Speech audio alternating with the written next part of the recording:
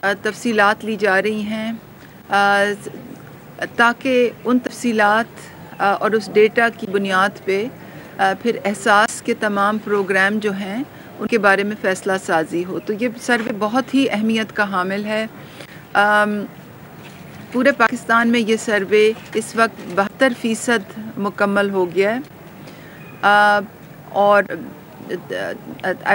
پورے ملک میں یہ اس وقت 65% مکمل ہو گیا ہے، اور مردان میں یہ 72% مکمل ہو گیا ہے، اور خیبر پختونخوا میں اس وقت یہ 45% پائے تکمیل کو پہنچ چکا ہے۔ جیسے کہ میں نے ابھی کہا، اس سروے کی بنیاد پہ وہ تمام فیصلے ہم کرتے ہیں جو احساس سے متعلق ہوتے ہیں، یعنی کہ احساس کفالت کے جو وظیفے ہوتے ہیں وہ کن کو دینے ہیں، احساس اسکالرشپ کے متعلق فیصلے جو ہوتے ہیں اس سروے سے کی بنیاد پہ کیے جاتے ہیں، وسیلہ تعلیم کی جو پرائمری بچوں کو وظائف دیے جاتے ہیں وہ بھی اس سروے سے منسلک ہیں، احساس آمدن، احساس بلا سود قرضہ، احساس نشو و نما سے تمام فیصلے جو ہوتے ہیں وہ اس سروے کی بنیاد پہ کیے جاتے ہیں۔ تو یہ سروے ہمارے لیے بہت ہی اہمیت کا حامل ہے، اور صرف وفاقی حکومت کے فیصلے ہی نہیں جو کہ احساس کے دائرہ کار کے اندر ہوتے ہیں، بلکہ صوبوں کا بھی سماجی تحفظ کے جو پروگراموں کا انحصار ہوتا ہے وہ اسی سروے پہ ہوتا ہے۔ تو ہمارے لیے دوبارہ میں کہوں گی کہ اس سروے کو جلد مکمل کرنا، شفافیت سے ایک منظم انداز سے مکمل کرنا، جلد کرنا ہمارے لیے بہت ہی اہم ہے، اور اس پہ بہت ہی تیزی سے کام ہو رہا ہے۔ اور جیسے کہ میں نے ابھی کہا، پورے ملک میں 65% یہ سروے پائے تکمیل کو پہنچ چکا ہے۔ انشاءاللہ ہماری پوری امید ہے کہ جون کے آخر میں یہ سروے مکمل ہو جائے گا۔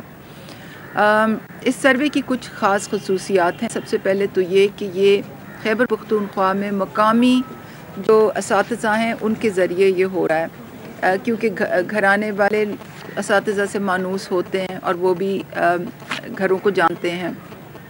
دوسرا یہ کہ یہ ڈیجیٹل طریقہ کار کو بروئے کار لا کے یہ سروے ہو رہا ہے، اور انشاءاللہ بہت ہی جلد میں اسلام آباد میں ہمارے سروے کنٹرول روم میں ایک پریس کانفرنس کروں گی، جس کے ذریعے آپ حضرات یہ بھی دیکھ سکیں گے کہ ہم کس طرح سے جو ڈیٹا اٹھاتے ہیں تمام ملک کے ہر دروازے کے سامنے سے، اس کو کس طرح سے ہم ڈیٹا کو پروسیس کرتے ہیں، اس کو کس طرح سے حفاظت سے اس کو آرکائیو کرتے ہیں، اور پھر ڈیٹا کلیننگ یعنی کہ اس میں کوالٹی کے جو پیرائے ہیں وہ کس طرح عمل میں لاتے ہیں۔ تو انشاءاللہ بہت ہی جلد میں کنٹرول روم میں یہ پریس کانفرنس کر کے آپ سب حضرات کو سے یہ شیئر کرنا چاہوں گی۔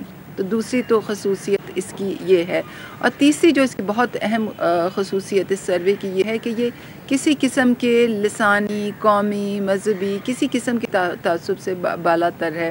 اس میں ہم صرف یہ دیکھتے ہیں کہ کون سا گھرانہ حقدار ہے، اور بہت ہی ایک شفاف اور قواعد و ضوابط کے مطابق ایک جو انگریزی میں کہتے ہیں نا رول بیسڈ پروسیس سے اس بات کا تعین ہوتا ہے کہ کون سے گھرانے خاص اسکور سے کم ہیں اور ان کو کس کو امداد دینی چاہیے۔ کیونکہ اس وقت یہ سروے ملک کے ہر کونے میں جاری ہے، تو یہ سروے ہم ڈسٹرکٹ ایڈمنسٹریشن کی معاونت کے بغیر ہم بالکل یہ کام نہیں ہو سکتا۔ تو میں خاص طور پہ آج کیونکہ ہم مردان آئے ہیں تو ڈی سی صاحب کا، وزیر صاحب کا میں بہت شکریہ ادا کرنا چاہوں گی کہ انہوں نے ہماری پوری معاونت کی ہے اس سلسلے میں۔ پولیس ڈپارٹمنٹ کا ڈی پی او کو بہت شکر گزار ہوں کہ انہوں نے ہمارے عملے کی بھی بہت معاونت کی ہے، اور ایجوکیشن ڈپارٹمنٹ کی خاص طور پہ، کیونکہ ان کے جو اساتذہ ہیں وہ اپنا قیمتی وقت نکال کے اور گھر گھر ہمارے ٹیبلٹس لے کے جاتے ہیں تاکہ ایک اچھے منظم انداز میں جو معلومات ہیں وہ ہر گھر سے حاصل کی جائیں۔ آپ سب کے توسط سے میں یہ ایک پیغام عوام کو پہنچانا چاہوں گی کہ اس سروے میں کوئی حکومت کوئی معاوضہ نہیں لے رہی، کوئی کاسٹ نہیں ہے، کیونکہ آپ جانتے ہیں جب بھی اس بڑے اسکیل پہ کام ہوتا ہے تو کہیں بدعنوان عناصر بھی بڑے منظم ہو جاتے ہیں، وہ بھی فارم بانٹتے ہیں۔ تو ایک تو یہ کہ ہم کوئی فارم نہیں بانٹ رہے، اگر کوئی آپ کے گھر میں آئے فارم لے کے اور 100 روپے مانگے، 500 روپے مانگے اور کہے کہ ہم آپ کو احساس پروگرام میں شامل کریں گے، تو آپ قطعی طور پہ ایسے لوگوں سے بات نہ کریں۔ جو حکومت کی طرف سے جو احساس پروگرام کے لوگ آ رہے ہیں آپ سے بات کرنے، ان کے پاس ٹیبلٹس ہوتے ہیں، وہ ڈیجیٹلی انفارمیشن آپ سے لیں گے اور اس میں کوئی پیسے آپ سے نہیں لے گا۔ تو آپ حضرات کی توسط سے یہ بات بھی میں لوگوں تک پہنچانا چاہتی ہوں۔ آپ کا آج یہاں آنے کا بہت بہت شکریہ، اور آپ کا کوئی سوال ہو تو۔ اچھا میڈم، یہ جو بے نظیر سپورٹ پروگرام جو پہلے سے چل رہا تھا، اس کے درمیان میں بھی اس طرح سروے ہوئے اور یہ دعوے کیے گئے جو اس میں غلط اندراج ہے اور اس کا وہ درست کیا جائے گا، تو کیا اب یہ جو سروے ہو رہا ہے تو اس میں کون سی غلطیاں تھی جو اب اس سروے کے ذریعے وہ ٹھیک کیا جا سکے کہ نہیں؟ وہ یہ بھی برائے نام سروے ہوگی اور پھر بعد میں وہی سے وہ سسٹم چلے گا؟ یہ جو جس سروے کا غالباً آپ ذکر کر رہے ہیں وہ 10 سال پہلے ہوا تھا، وہ ایک پیپر بیس سروے تھا۔ جب آپ کاغذ سے سروے کرتے ہیں تو اس میں بہت سی غلطیاں آنے کے چانس ہوتے ہیں۔ آپ کو تو یہ پتہ نہیں چلتا نا کہ اگر کاغذ کا سروے تو گھر میں بیٹھ کے ہو رہا ہے یا لوگوں کے دروازوں پہ جا کے ہو رہا ہے۔ تو اکثر و بیشتر یہ ہوتا تھا کہ لوگ گاؤں میں جاتے تھے، ایک کسی جو بھی نوٹیبل شخصیت ہوتی تھی اس کے پاس بیٹھ کے اور سروے بھر دیے جاتے تھے، پھر اس میں ڈیٹا انالیٹکس کا بھی کوئی عمل دخل نہیں تھا۔ تو ہمارا جو ابھی سروے ہو رہا ہے احساس کے دائرۂ کار کے نیچے، وہ بالکل انگریزی میں کہتے ہیں نا اینڈ ٹو اینڈ ڈیجیٹل ہے۔ ڈیٹا گھر سے اٹھائیں گے، ٹیبلٹ میں ڈالیں گے، وہ اسی وقت انکرپٹ ہو جائے گا، مطلب سیف ہو جائے گا، اور وہ ایک سیف سرور پہ ریلے ہو جائے گا۔ اس ڈیٹے کو کوئی چوری نہیں کر سکتا، اس کو کوئی مس یوز نہیں کر سکتا۔ پھر جب ڈیٹا ہمارے پاس آ جاتا ہے پھر ہم اس کی کوالٹی دیکھتے ہیں۔ وقار شیرازی صاحب میرے ساتھ بیٹھے ہیں جو ہمارے سروے کے ماہر ہیں، وہ آپ کو بتائیں گے انشاءاللہ جب ہم اپنے سروے روم میں بریفنگ کریں گے کہ کس طرح ڈیٹا کی جانچ پڑتال ہوتی ہے، کہ جی 2 شناختی کارڈ تو نہیں آ گئے۔ اگر کوئی ماں بتا رہی ہے کہ میرا یہ بچہ ہے تو کیا وہ ایج وائز مطابقت رکھتا ہے؟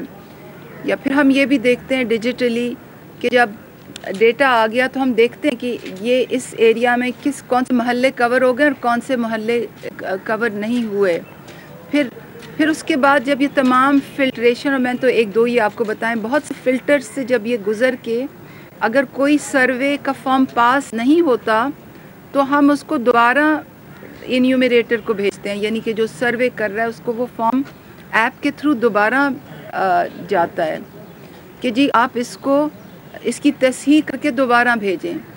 تو یہ تمام جو پروسیس جب ختم ہو جاتا ہے اور جب ہم فیصلہ سازی کی طرف جاتے ہیں تو پھر ڈیٹا انالیٹکس کی بنیاد پہ پھر ایک دوسرے صفائی کا پروسیس ہوتا ہے کہ کیا کوئی سرکاری ملازم تو نہیں ہے، کیا سرکاری ملازم کی بیگم تو نہیں ہے، کیا کسی کے گھر میں نام پہ گاڑی تو نہیں ہے، کیا انہوں نے کئی بار انٹرنیشنل ٹریول تو نہیں کیا ہوا، کیا ان کی فیڈرل بیورو آف ریونیو میں کیا وہ ٹیکس پیئر تو لسٹڈ نہیں ہیں، کیا وہ بہت دفعہ نادا سینٹر میں بڑی بڑی فیسیں دے کے فاسٹ ٹریک تو اپنے کاغذات نہیں کراتے، فون کے کیا ان کے بلز بہت زیادہ تو نہیں ہیں۔ تو پھر یہ دوسرے طرح کی جانچ پڑتال ہوتی ہے۔ حتی الوسع ہماری یہ کوشش ہوتی ہے کہ جو حقدار ہے اسی کے ہاتھ میں میں سمجھتا ہوں یہ تو آپ کے بڑے آسان ہے، چونکہ آپ نادرا کے ساتھ لنک ہو تو آپ کو فیملی ٹری خود بخود آپ کو نظر آئے گی،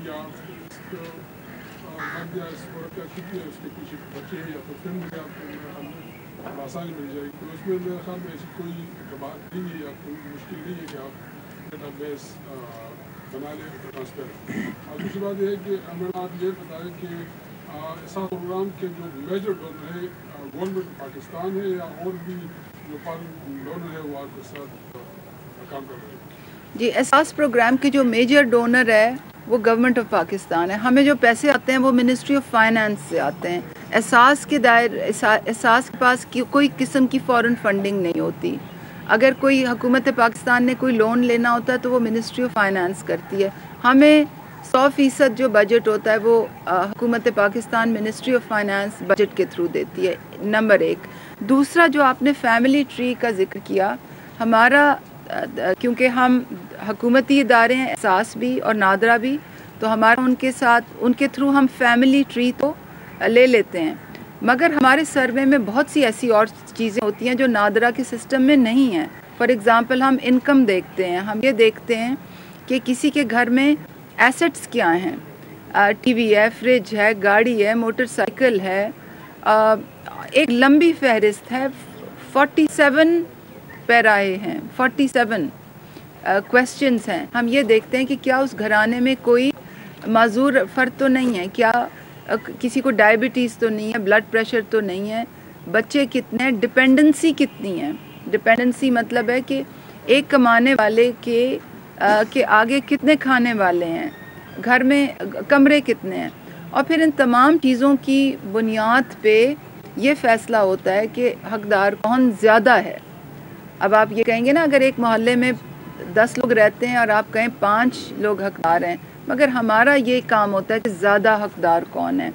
تو خالی نادرا کا ڈیٹا بیس جو ہے وہ اس قسم کی فیصلہ سازی کے لیے مکمل نہیں ہے، اسی لیے احساس کے سسٹم میں یہ ایک پورا سروے ہو رہا ہے. ایسے تو آپ یہ بھی کہیں گے کہ جی 2017 میں سینسس ہوا تھا، اس کی بنیاد پہ فیصلہ کیوں نہیں ہو جاتا. تو یہ تمام جو سروے ہوتے ہیں، ڈیٹا بیسز ہوتے ہیں، یہ ڈفرینٹ مقاصد کے لیے ہوتے ہیں. اور احساس میں ہمارا زیادہ سے زیادہ کوشش یہ ہوتی ہے کہ ہر ڈیٹا بیس سے اپنے کام کی چیز لے کے وہ جانچ پڑتال کریں جو ہمیں صحیح حقدار کے تعین میں مدد ملے. آپ نے دیکھا ہوگا احساس ایمرجنسی کیش میں جو 8171 کی اسکیم چلی تھی، اس میں ہم لوگوں کے CNICs ٹیکسٹ کرواتے تھے، پھر ان کو تقریباً کوئی 10 ڈیٹا بیسز سے گزارتے تھے. کوئی FBR سے ہم لیتے تھے، کوئی پنجاب سے زمینوں کا ڈیٹا بیس تھا، کوئی نادرا کے سسٹم سے ڈیٹا بیسز تھے، کوئی گاڑی کی اونرشپ کے ڈیٹا بیس تھے. تو ان تمام ڈیٹا اور اعداد و شمار کی جو جانچ پڑتال ہے وہ احساس پہلی دفعہ یہ نظام پاکستان میں کھڑا کیا ہے. یہ جو لوگ غریب لوگ ہیں باہر ممالک میں مزدوری کے لیے جاتے ہیں، اس کے نام پر پاسپورٹ بنا ہوا ہوتا ہے، وہ لوگ کے ذہنوں میں یہ شک و شبہات ہوتے ہیں کہ ہمیں اس احساس پروگرام میں شامل نہیں کیا جا رہا ہے. اس کی وضاحت بھی ذرا کیجیے. جی، آپ کا بڑا اچھا سوال ہے.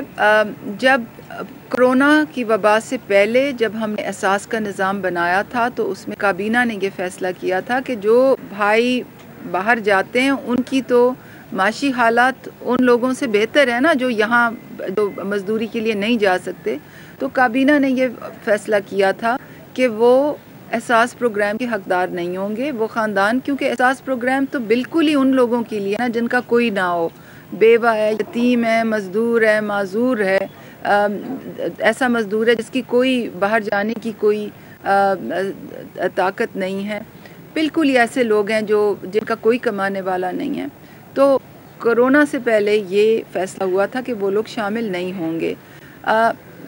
کرونا کے بعد بہت سے ہمارے بھائی دیگر ممالک سے گلف اسٹیٹ سے اب واپس آ رہے ہیں، اور بہت سے جو ایسے بھائی ہیں جن کی اب کوئی ذریعہ معاش نہیں ہے. تو ministry of overseas Pakistanis and human resource development جو ہے وہ اس معاملے میں فیصلہ سازی ابھی کر رہی ہے کہ ان کو ان میں سے ایسے حقدار جو لوگ ہیں جن کو حکومت کی جو ویلفیئر کی جو ضرورت ہے اس کی کیا حکمت عملی بنائی جائے. تو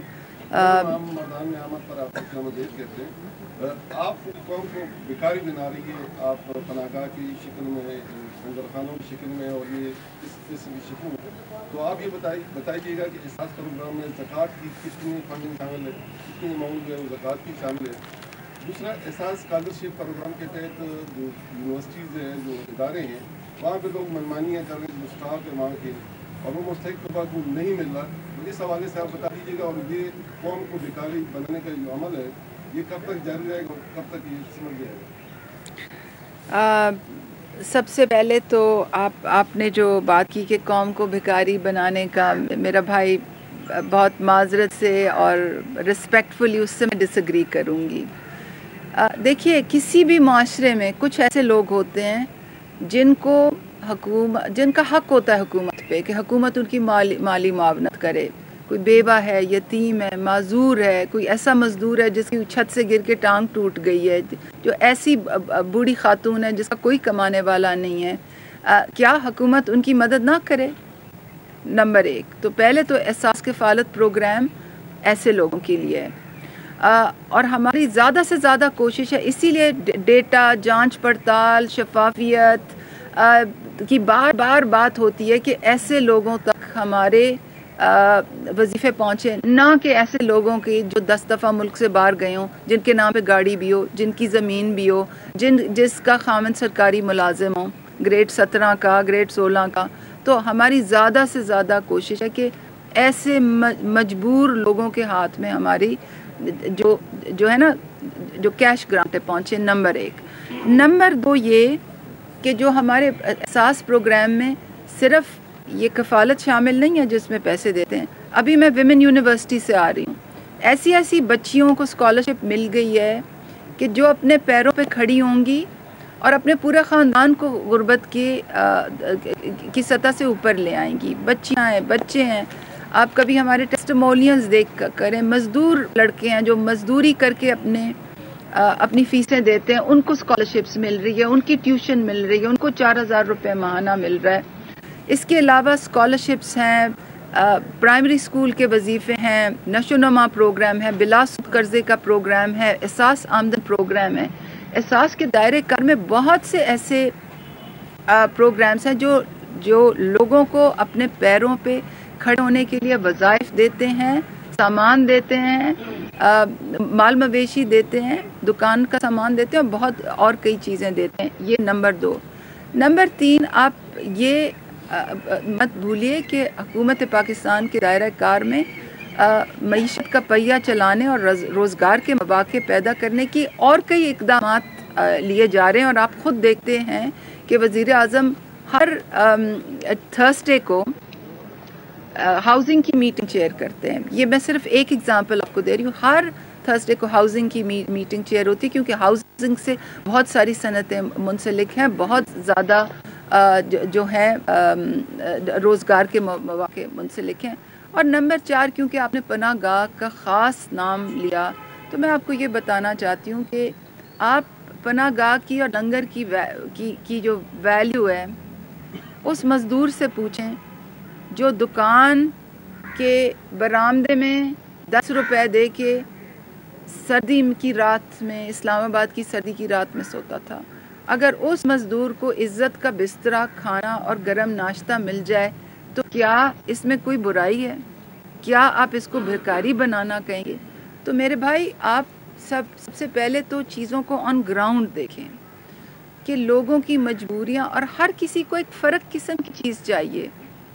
جو مزدور ہے، جو مومند ڈسٹرکٹ سے، جو اورکزئی ڈسٹرکٹ سے، جو لیا سے اسلام آباد آتا ہے، لاہور آتا ہے، کراچی میں آتا ہے مزدوری کے لیے، اس کے لیے تو یہ بستر اور فری کھانا ایک بہت بڑی نعمت ہے، کیونکہ اس نے تو اگر یہ نہ ہو تو 100 روپے کا کھانا لینا ہوگا، اور اگر اس کے پاس نہیں ہوں گے تو وہ بھوکا سردی کی رات میں سو جائے گا۔ پروگرام کے حوالے سے آپ نے بائک کی ذکر کی اور ٹی وی کی، جی، بائک اور ٹی وی کی ذکر کیا آپ نے، تو بائک اور ٹی وی تو ضرورت ہے، 2000 سے ٹی وی ابھی ریٹ ہے، اور بائک جو ہے نا وہ ون ڈے بیچ کر غریب جو ہے نا قسطوں پر لیتے ہیں، 2000 روپے مہینہ لیتے ہیں، اگر اس پر غور کیا جائے۔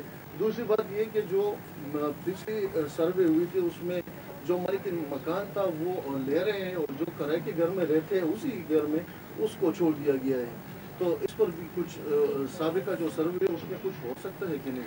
دیکھیں جی، یہ کویشچن بھی لے لیں، یہاں پہ جو پناہ گاہ ہے، جو آپ کے کفالت کا پروگرام ہے، تو اسی طرح سے وہ چل نہیں رہے جس طرح سے امید کی جا رہی ہے، جس طرح سے آپ دکھا رہے ہیں، تو وہ نہیں ہو رہے۔ ساتھ یہ بھی بتائیے جو اسکالرشپ ہے تو اس میں بھی وہ اقربا قبری دکھائی دے رہی ہے، اور جو آپ نے یہاں پہ آئی ہے تو اس کے لیے ہم آپ کو شامل ہیں۔ मैडम आसान फार्मूला है, एहसास प्रोग्राम सर्वे आप लोग कर रहे हैं, जिसके बजाय अगर वज़ीर आज़म साहब को ये मैसेज आप भिजवाएं कि बिजली के बिल्स कम कर लें, गैस के बिल्स कम कर लें, टैक्सेस कम कर लें, और जो काश्तकारों पे टैक्स है वो कम कर लें, और ये जो मुलाजिमीन है उनकी तनख्वाहें बढ़ाएं, तो मेरे ख्याल में सर्वे की ज़रूरत ही नहीं। जी, आपका मैसेज, मैं आपकी बात बिल्कुल बजा है, उस पे बहुत काम हर तरह से हो रहा है, मगर हर माशरे में एहसास प्रोग्राम की तरह के समाजी तहफ़्फ़ुज़ के प्रोग्राम की ज़रूरत होती है। मज़दूरों के लिए, यतीमों के लिए, बेवाओं के लिए, माज़ूरों के लिए, कमज़ोर लोगों के लिए, और उनके लिए डिफरेंट प्रोग्राम तश्कील हर माशरे में दिए जाते हैं, और पाकिस्तान में भी उसकी ज़रूरत है। तो इंशाअल्लाह मईशत का पहिया चलेगा और तेज़ी से चलेगा, रोज़गार के मौक़े पैदा होंगे इंशाअल्लाह, हर तरह की इम्प्रूवमेंट आएगी, मगर समाजी तहफ़्फ़ुज़ के प्रोग्रामों की ज़रूरत हर खुशहाल माशरे में भी होती है। आपके कुछ सवालों के मैं जवाब दे दूँ। सबसे पहले तो आपने स्कॉलरशिप में अक़रबा परवरी का ज़िक्र किया। हमें इस तरह की कोई कंप्लेंट नहीं आई। देखिए, हमें कंप्लेंट्स आती हैं कि जी कटौती हो गई, 12,000 मिल रहे थे, 200 रुपये काट लिए, इसकी कंप्लेन आती है। हमें कंप्लेन आती है कि जी लाइन लंबी है पेमेंट की। हमें कंप्लेन आती है कि बायोमेट्रिक फेलियर हो गया है, उसका कुछ करें, या हकदार घराने में जो हकदार फ़र्द है उसकी डेथ हो गई है। इस तरह की कंप्लेंट्स आती हैं, और हम कंप्लेंट्स सुनने के लिए सारे वक्त कान और दिल खुले रखते हैं। सिस्टम्स भी बनाए हुए हैं और उस पर अमल दरामद भी होता है। और आप देखते हैं कि मेरी सारी जो वीडियोज़ होती हैं, जो मैं रोज़ अपने सोशल मीडिया पे डालती हूँ, वो ये ग्रैंड स्टैंडिंग नहीं होती कि जी हमने ये कर दिया और हमने ये कर दिया। मैं कंप्लेन रेजोल्यूशन की चीज़ें भेजती हूँ, इंस्ट्रक्शनल चीज़ें भेजती हूँ कि जी आज हमने ये नया प्रोग्राम किया है, इस तरह इससे फ़ायदा करें, या आज ये प्रॉब्लम आ गया, इसके बारे में ये कर रहे हैं। बात मेरे भाई मैं ये कर रही हूँ कि स्कॉलरशिप में अक़रबा परवरी की आज तक मुझे कंप्लेन नहीं आई। एहसास स्कॉलरशिप की उसका एक निज़ाम है, HEC उसको एग्जीक्यूट करता है, एक ट्रांसपेरेंट निज़ाम है। अभी मैं विमेन यूनिवर्सिटी से आ रही हूँ। विमेन यूनिवर्सिटी में 124 बच्चियाँ जिनको मर्दान विमेन यूनिवर्सिटी में जिनको स्कॉलरशिप मिली, एक से एक दिल हिला देने वाली स्टोरी। तो माजरत के साथ ये अगर कोई कंप्लेन आएगी तो उसको ज़रूर हम देंगे।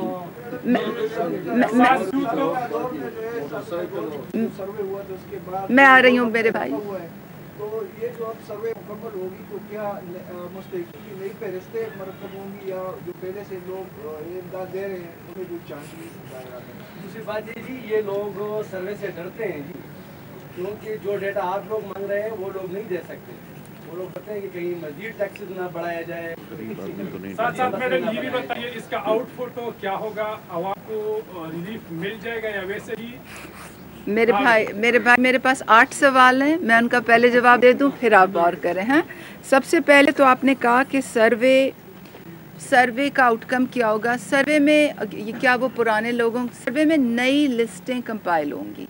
सर्वे का जब डेटा आएगा तो नई लिस्टें कंपाइल होंगी। अगर उसमें पुराने लोग कोई हकदार वैसे ही हैं जैसे तो वो शामिल रहेंगे, और अगर नहीं होंगे तो वो लिस्ट से निकल जाएंगे। हमारा प्रोसेस बहुत रिगरस है, बहुत किस्म के डेटा फ़िल्टर्स लगते हैं। मगर आपका सवाल ये था कि क्या नए लोग आएंगे, तो जी हाँ, बिल्कुल नए लोग आएंगे। दूसरा, आपने नंबर्स का पूछा। पहले हुकूमत पाकिस्तान 40 मिलियन लोगों को, यानी कि 40 लाख लोगों को वजीफ़ा देती थी। अब हुकूमत 70 लाख लोगों को वजीफ़ा देगी, और उम्मीद है कि इसमें भी कुछ इजाफा होगा। आपने मेरे भाई फरमाया कि लोग डेटा नहीं देते, तो लोगों को हम ये तसल्ली देना चाहते हैं कि ये जो डेटा आप एहसास के दायरा कार के नीचे कौमी और समाजी माशी सर्वे में दे रहे हैं, उसका टैक्स से कोई ताल्लुक़ नहीं है। ये एक समाजी और माशी सर्वे है, और इसका डेटा बिल्कुल महफूज रहेगा। और इसमें और अगर कोई नहीं देना चाहता तो रिफ्यूज़ल का ऑप्शन है। ये ऐसा नहीं है कि आपके घर पे आ जाएंगे और इंसिस्ट करेंगे कि डेटा दो। अगर आप रिफ्यूज़ करना चाहें तो आपके घर के अगेंस्ट होगा कि जी ये पार्टिसिपेट नहीं करना चाहते, और आपको उसकी कोई نیگیٹو کانسیکوینسز نہیں ہوں گے، مگر پھر یہ بھی ہوگا کہ آپ احساس کی بینیفٹ سے مستفید نہیں ہو سکیں گے۔ آپ نے بھائی نے کہا کہ مردان میں پناہ گاہ ٹھیک نہیں چل رہی، آپ بالکل صحیح کہہ رہے ہوں گے۔ آپ نے دیکھا ہوگا کہ پیچھے وزیر اعظم نے خاص ہدایت دی تھی کہ اسلام آباد کی جو 5 پناہ گاہیں ہیں ان کا جو بھاگ دوڑ کا نظام ہے وہ احساس کے حوالے کیا تھا۔